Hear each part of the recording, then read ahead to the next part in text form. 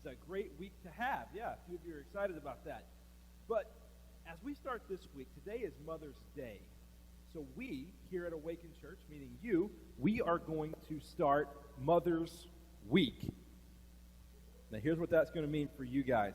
A few of you are like, yes, here we go. So what that means is that I want to challenge you guys to do something special for the moms in your life, not just today, but maybe every single day of this week. It doesn't have to be like anything extravagant. Like it could just be you're going to get up and make breakfast one day instead of her. It could be that you're going to vow to not let her do any laundry this week. You're going to do it all. She's like, please no, right? Or maybe you like book a romantic vacation to France. It doesn't have to be anything big at all, but just take a few minutes this week, not just today, to acknowledge the moms in your life. And you know what also is funny about that video is that anytime I try to do like a Father's Day video, there's no video of the dad getting up to go and be with the kid at the end of the night. I don't know why that is. But anyway, okay. So here we go. Week 2 of our series called David, where we are learning a little bit about one of the greatest leaders in the Bible, one of the greatest leaders in the Old Testament, second king in the history of Israel. Now, what we learned last week, if you weren't here, is that David was a shepherd. About 15 years old, he decided that he was going to go and visit his brothers at the front line, and he ended up face to face with a giant named Goliath. And because God was his strength, because he could put his trust in God, he learned that he could slay even a 9.5-foot tall giant. If you missed that last week, make sure you go online and check it out. But what we learned is that David could live his life with an assumption that if he put his trust and his hope in his God, that there was nothing in this world to be afraid of, even if there was something to be afraid of. And so he lived his life with that principle almost completely. But before we get into the story, we're going to fast forward about 7 years from the Goliath moment. But before we get into that story, I want to tell you guys a story.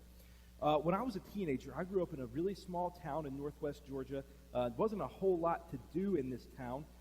It's since grown up a little bit, but when I was a kid, like we could walk to the railroad tracks and then the grocery store, and that was pretty much it.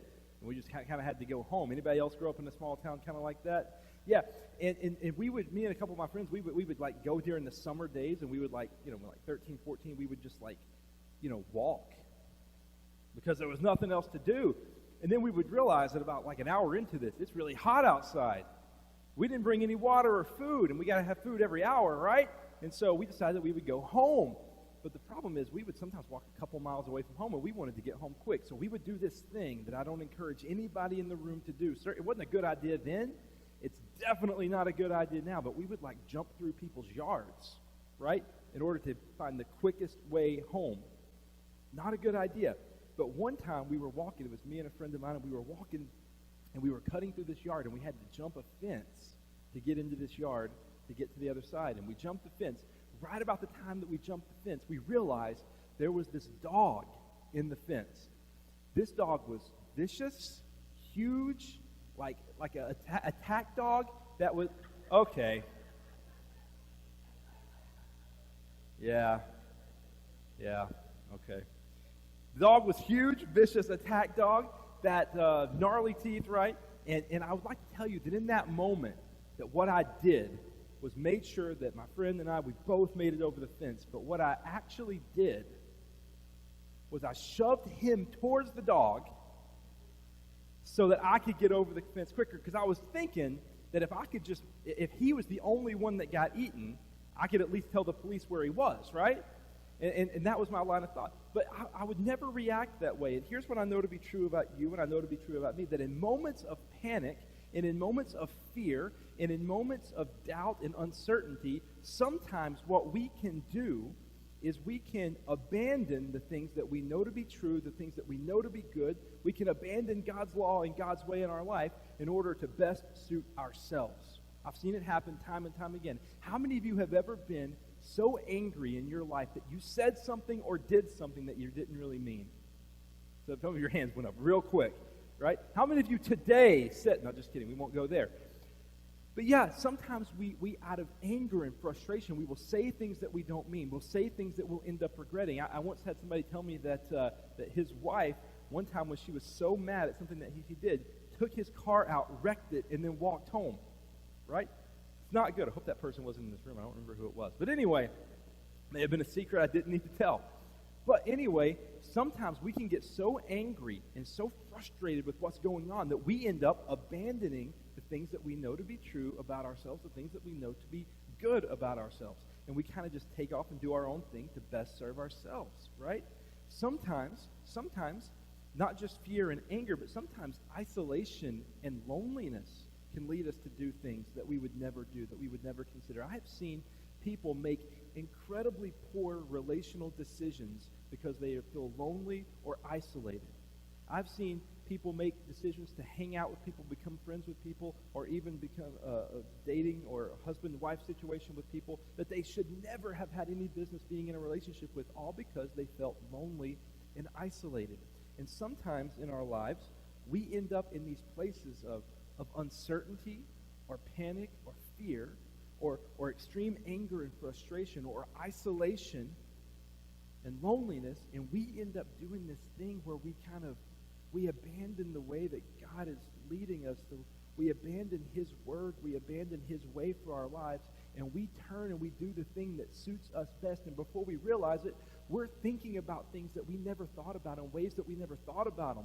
Before we realize it, we're considering doing things that we would never have considered.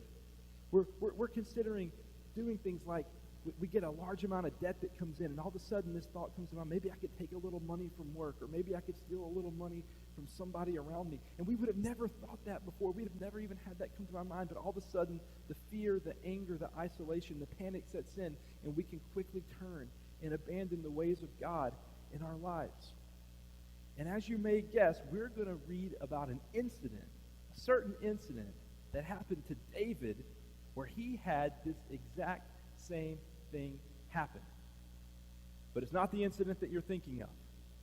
It's not that incident, right? You instantly went to that incident, like the David and Bathsheba moment where David had this huge, huge failure. But I want to take you about 30 years before he had this moment with Bathsheba to something that was extremely important to him, something that he would have to live with for the rest of his life. And it was this moment where everything that he knew about God, everything that he knew to be true about himself, came crashing down, and it was something that he would have to deal with forever. So if you have your Bible, we're going to look at 1 Samuel chapter 20. But before we get there, let me kind of set the stage up just a little bit for you here. So David, at 15 years old, he slays Goliath. He's known as a giant slayer. He becomes the most famous person in all of Israel, like instant overnight sensation, right? Everybody loves him. He's strong. He's a feared warrior. So Saul, who's the king of Israel, the first king of Israel, begins to kind of give David these promotions, give him more responsibility. He ends up being captain of the guard. Well, as a few years go by, Saul begins to get really, really jealous of David's popularity, of David's strength. Because you see, they would like write these songs about David. They would write the song that said, Saul has killed thousands, but David tens of thousands. That was actually an Israeli hit song on the radio, right? And they played it like every 5 minutes. And so Saul would have to hear this, and it began to frustrate him. He began to get so angry that he decided he was going to do something that was crazy, that was ridiculous.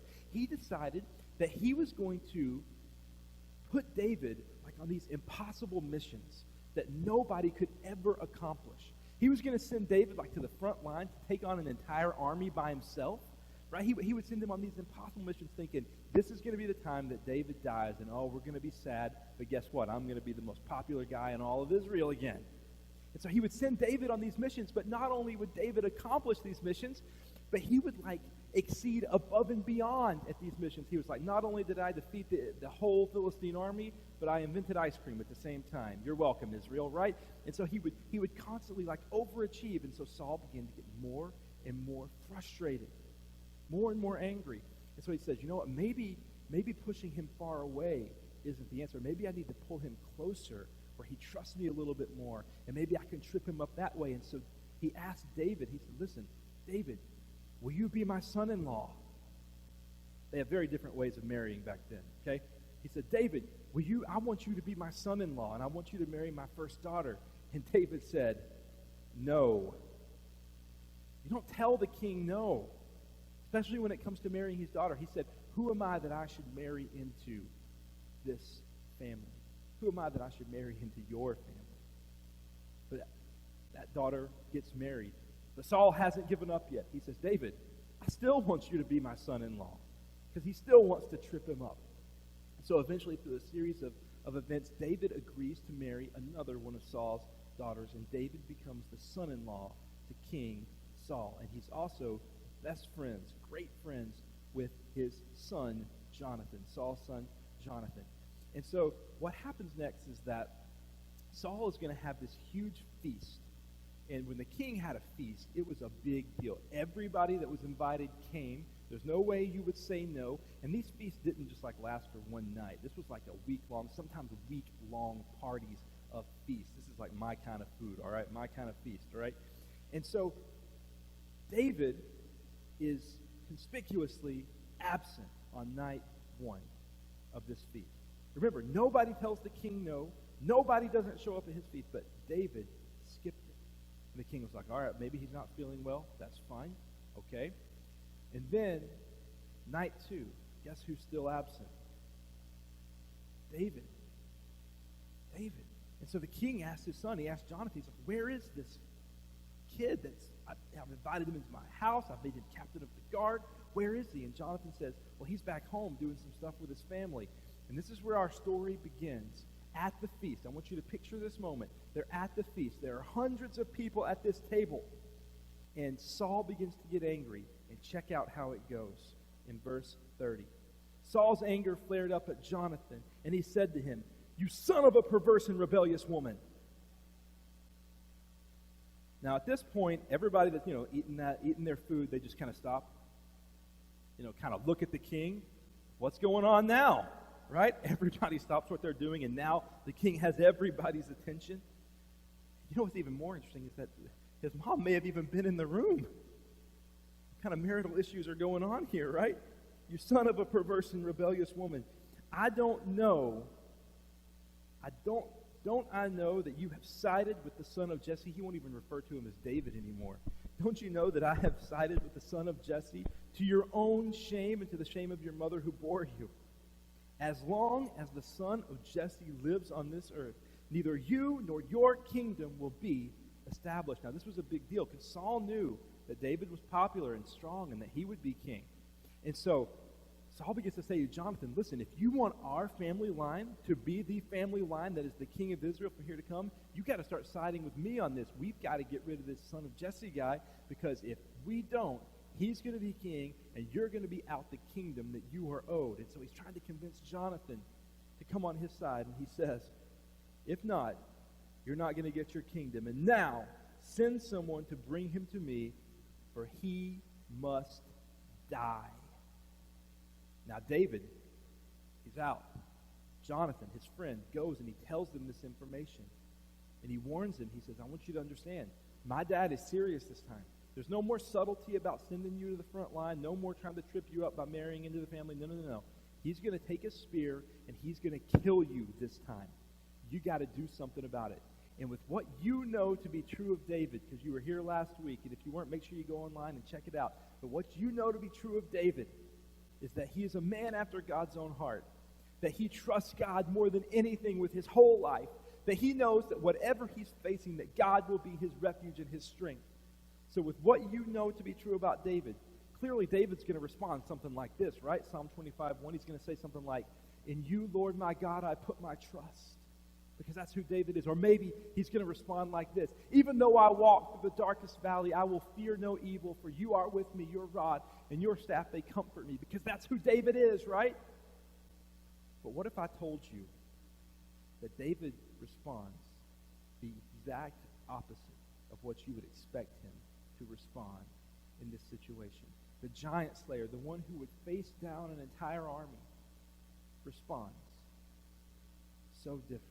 And this is where this story begins to intersect with maybe your story and my story a little bit. Because what I know to be true about us is this, is that sometimes when we are faced with fear, uncertainty, anger, or isolation, we can abandon the way and the word of God in our lives. And when we get to that place, we decide, you know what, I got to do something about this. I can't stay here, right? And when something doesn't work, I got to do anything to get out of here. and to avoid this situation. And so what happens is sometimes in a state of panic, fear, anger, frustration, isolation, we abandon the way of God and the Word of God, and we do what best suits us. And that's exactly what we're about to read David do, but it comes at a great price. And I want to tell you what that is. So go to the next chapter. We're going to start with verse 1. So when David hears this news, he begins to run. David went to Nob, to Ahimelech the priest. Now Ahimelech trembled when he met him and asked, "Why are you alone? Why is no one with you?" Because David didn't go places alone. David went places with an army, with a squadron of soldiers at his side. And David is about to make a decision that would impact not only him for the rest of his life, but this entire town and an entire family's line. It would change everything with this next decision that David made. David did the worst thing that he could do. He began to lie. He answered Ahimelech the priest, "The king sent me on a mission and said to me, 'No one is to know anything about the mission I'm sending you on.'" So essentially he told the priest, "Look, I'm a spy and you can't know about it. As for my men, I have told them to meet me at a certain place." And then a bunch of reminders start coming David's way, and he ignores every single one of them. Check this out. It's like, "Now then, what do you have on hand? Give me 5 loaves of bread, or whatever you can find." But the priest answered David, "I don't have any ordinary bread on hand. However, there is some consecrated bread here." And what that means is this, is that it's kind of hard for us to think about this, but they would make bread sometimes. They would call it God's bread or holy bread or consecrated bread. And what they would do is they would set this bread on an altar, and they would leave it overnight. This was their offering to God. And when God wouldn't come down and eat it, they would take the bread, and the priests who have consecrated or made themselves holy before God, they would be able to eat it. And David is now being presented with this bread. Now, surely at this moment, he's going to remember, wait a second, I'm eating consecrated bread. Bread that was consecrated to God. Surely this is going to remind him, you know what? I can trust God with any situation in my life, right? Surely it's going to remind him, it's going to make him think, oh yeah, that's right. I can trust and I can put my hope in God. But, no. So the priest gave him the consecrated bread, since there was no bread there except the bread of the presence that had been removed from before the Lord and replaced by hot bread on the day it was taken away. So he didn't. He just took the bread. Now, one of Saul's servants was there that day, detained before the Lord. He was Doeg the Edomite, Saul's chief shepherd. Go ahead and lock that away for just about 3 or 4 minutes, and we'll come back to it. Everybody lock it in? Got it. Good. Now, David asked Ahimelech, "Don't you have a spear or a sword here? Because I haven't brought my sword or any other weapon because the king's mission was so urgent, keeping this lie going."